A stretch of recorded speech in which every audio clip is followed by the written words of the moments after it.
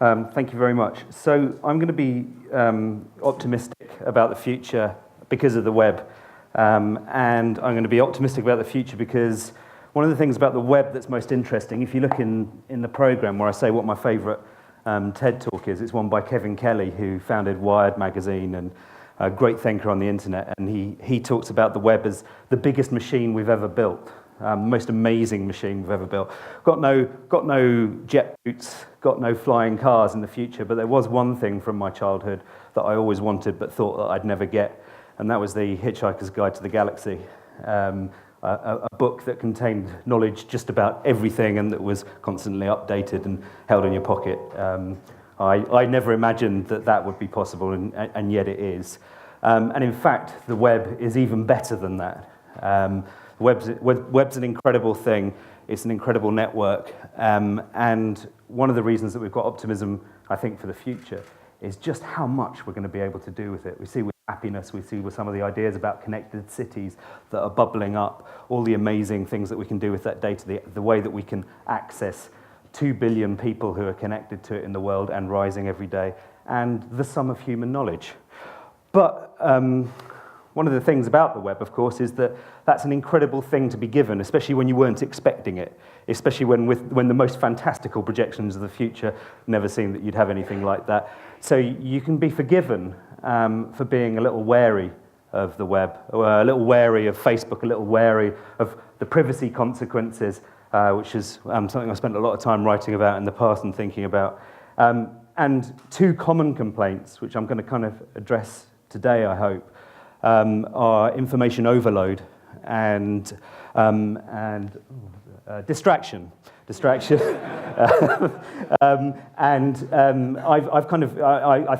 suppose I'm a bit of a human laboratory of one. I experiment on myself and data and access to data, and I've used just about every social network out there, and I've spent a lot of time by them, and I've wasted a lot of time on them as well, but usefully wasted because it allowed me to draw some conclusions about the sort of things we can do with the web. This is a beautiful, beautiful thing. The pixelation means that we can't quite see all of the lines on there, but you can see what that is, right? It's a map of the world. Well, some of you will know already that, of course, it's not a map of the world. There are no lines on it that show the edges of continents. All that is showing, all those lines are white lines connecting 10 million pairs of individuals on Facebook. And it was, I think, a researcher called Paul Butler, an intern, pulled this together from Facebook data, and as he played with the data, a view of the world emerged. Interesting, you'll note as well that Russia's absent from that, China's absent from that, Africa's absent from that, Brazil's absent from that. They have different social networks or no networks at all, or very limited access to the web. But it's a fascinating and thrilling visualization of what the web is. And what I want to talk about today is how things like Facebook and Twitter and all of these kind of amazing fads that come along, these amazing tools that come along, are just tools that we can use in our lives to tap into the largest machine ever created by humanity, which we all have access to all of the time, anywhere we want. But it's very complicated. It confuses us. We get confused by information overload. We get distracted. We worry about the consequences of it. This is a guy called John Hagel who runs the brilliantly named Center for the Edge. It's a Deloitte enterprise, and it's in California, and he's a great thinker about what all of this means, what the web, what everyone being connected all of the time to everything means. And John Hagel describes Twitter perfectly when he talks about it as a serendipity engine.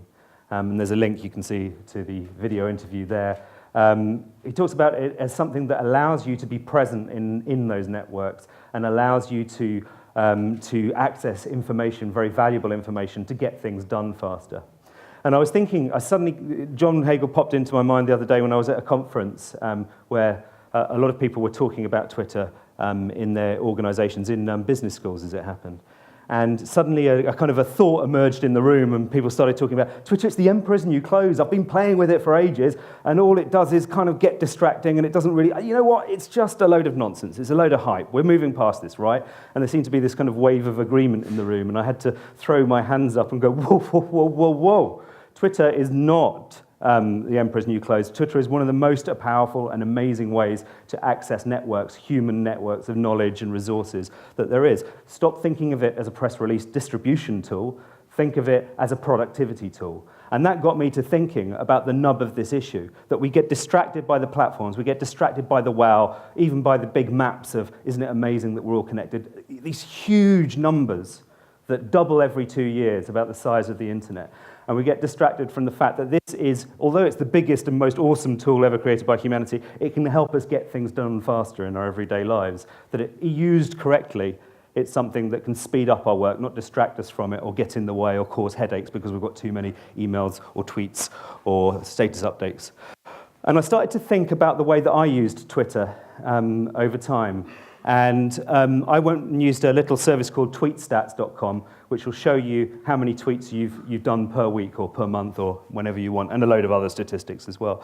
And what was interesting to me was that as somebody who works in the area of the web and social media, I'd signed up for it on day one. You know, I'd signed up for it November 2006, not quite day one, but you know. And then I desperately tried to make it work, and I thought it was a load of nonsense. You know, this is quite hard to admit because I'm a proponent of it now, but I started to say things after a while like, you know, I think it might be good for freelancers, for people who are at home on their own, who don't have anyone to chat to.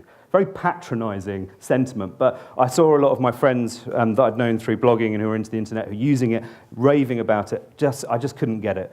I kind of stuck with it. And then about 18 months later, I'd say, the volume of tweets that I put out every month grows and grows and grows. And thinking back, I remember that was when it suddenly made sense to me. It suddenly made sense to me in a way that I could access information very, very quickly. I could keep in touch with lots of people. I had a very interesting professional network of people who were telling me things all the time that I found interesting. And I realized that over those 18 months, I'd probably spent about 30, 40 hours in total mucking around with it, playing with it, getting frustrated, putting it away, returning to my first love, which was blogging or other internet distractions. And I realized that actually probably 30, 40 hours, as you probably know, is about how long it takes you to learn to drive, learn to play a musical instrument, get the basics of anything quite technical. And I realized that Twitter had fooled me with its simple interface. It had fooled me because I'd arrived at it with the wrong literacy.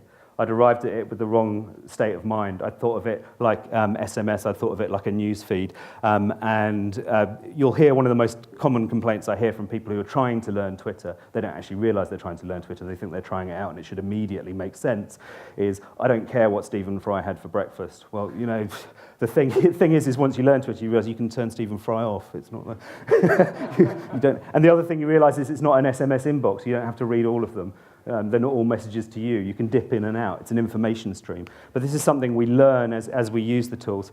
And I suddenly got turned on to a particular stream of work that this guy, Howard Rheingold, had been working on, partly in his work teaching at Stanford and teaching journalism and digital studies, I suppose, at Stanford. And he started talking about different types of digital literacies that we were going to need to make sense of the web and to make sense of how we use it. Things like when we pay attention, things like how we decide whether something's a load of nonsense or not. He dreamt up these digital literacies, and I started talking about them at work, and people were often interested for 2 or 3 minutes, and the more I started talking about things like digital literacy, the more they turned off, because they weren't of an academic mindset, they weren't interested in these things. I realized that whole kind of endeavor that Howard was going on was very, very interesting, but for me and my colleagues, we still had the problem of too many tweets, too many emails in our inboxes.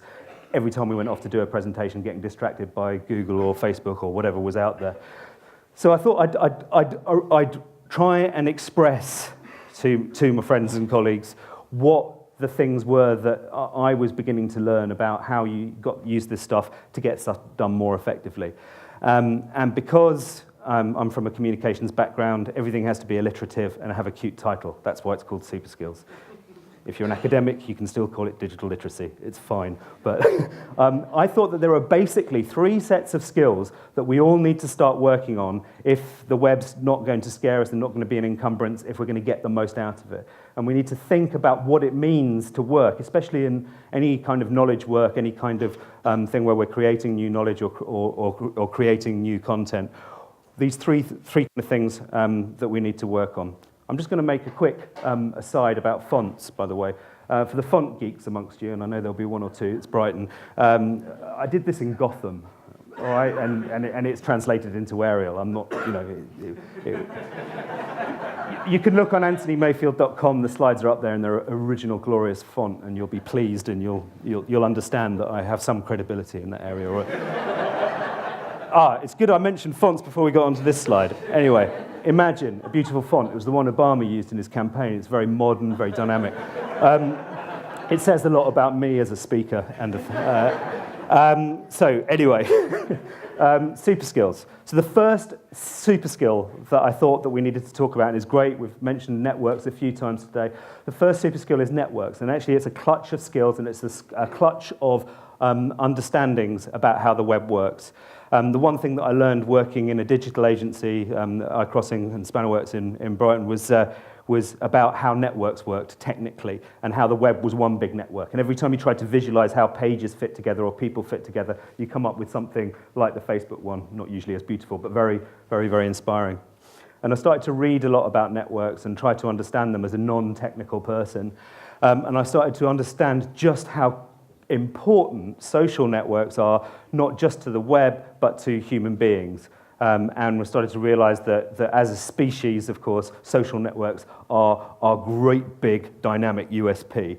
If you look back to things like why we were able to squeeze the Neanderthals out of Europe inadvertently, it's because of stronger social networking. Is one argument before the genuine academics leap at me. Is one argument. What you find is Neanderthals anatomically better adapted to the cold, much bigger and tougher than us. Technologically more advanced in some ways with better tools, are somehow squeezed out. But one of the things that makes humans different to Neanderthals when they compare the archaeological records is these little figurines of earth goddesses that you find all the way from Siberia down to Spain, all contemporary. And it shows a social network, a trading network, ways of exchanging information and collaborating that were very strong even then. Do not digress, you're on a timer, mate. So networks, very, very important, but not necessarily to understand them at the mathematical level. They're fascinating at the mathematical level. They're also fascinating at the social science level. They're also fascinating at the internet web science kind of level as well. And all of those things are fun. But to understand them at a human level, you just need to understand a little bit. You need to understand a little bit about how powerful your personal network is, and how the one thing that the web changes is that it lets you access a larger network, and it lets you see some of that network and understand how some of it's working. But you'll never understand the total complexity of it. You'll never get your head around that, don't worry about it. These are two academics, two professors from Harvard called Christakis and Fowler, and before they read, they actually wrote a book called Connected, about human social networks, and they bridged some very interesting fields of medicine and social science and political science. And they came up with 5 rules about networks that first of all, you affect your networks, and you decide what your networks look around you. You decide how central you are in them. You decide whether you're a hub and you bring all your friends together, et cetera, et cetera. But one of the other things that they discovered was that networks kind of have a mind of their own. They kind of act as a superorganism, and that human social networks act like that as well. They kind of seem to have a will of their own. That's quite a strange Zen-like thing to get your head around, but quite fun to try. The human social network, what we're beginning, as Greg said at the beginning, we're beginning to see networks getting bigger. Our ability to go past our design parameters is growing. We can manage more and more friends, connect with more and more people. So understanding something of how networks work, and understanding what your networks look like, and caring for your network, and being useful to your network, and all of those sorts of things, I think is an important to begin to learn, an important set of skills for people to learn about the web. The second thing is something that we learn when we're children, and then forget when we go into working life, which is sharing. The way that organizations and individuals in professional life work today is we decide what to share. It's an extra activity. What the web means is that actually in the process of doing your work, you can share all of the time. Sharing is always on, and we should be deciding what not to share, because it's so easy to share and it has no cost to it in lots of ways. That's the way to create value in your network, to connect more strongly with your network.